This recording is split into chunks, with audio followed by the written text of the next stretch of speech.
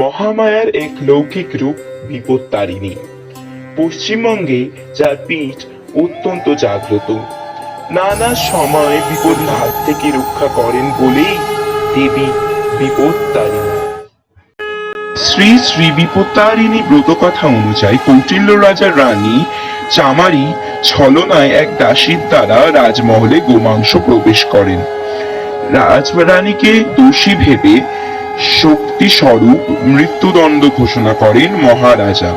রাজরানী দেবী পার্বতীর শরণাপন্ন হলে দেবী পার্বতীর এক বিপদনাশিনী রূপ বিপত্তারিণী আবির্ভূতা হন।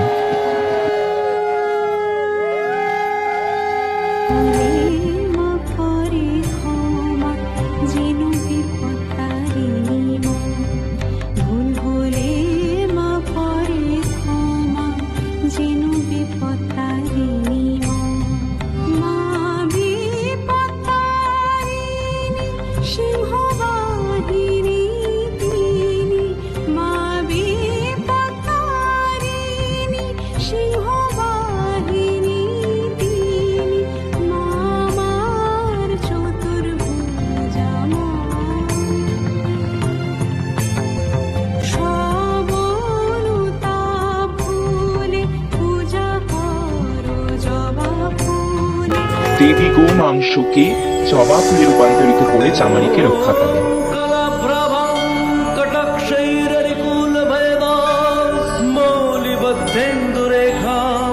শঙ্খং চক্রং কৃপাণং ত্রিশিখমপি করৈরোদবহন্তিং ত্রিনেত্রাম। দেবী বিপত্তারিণী সিংহ বাহিনী ও চতুর্ভুজা। জবা ফুলে পূজিতা এই দেবীর মূল পুজোয় 13 রকম ফল, ফুল ও দ্রব্যশস্য লাগে। দেবীর রক্ষাকারী কার মানুষকে বিপদের হাত থেকে রক্ষা করে।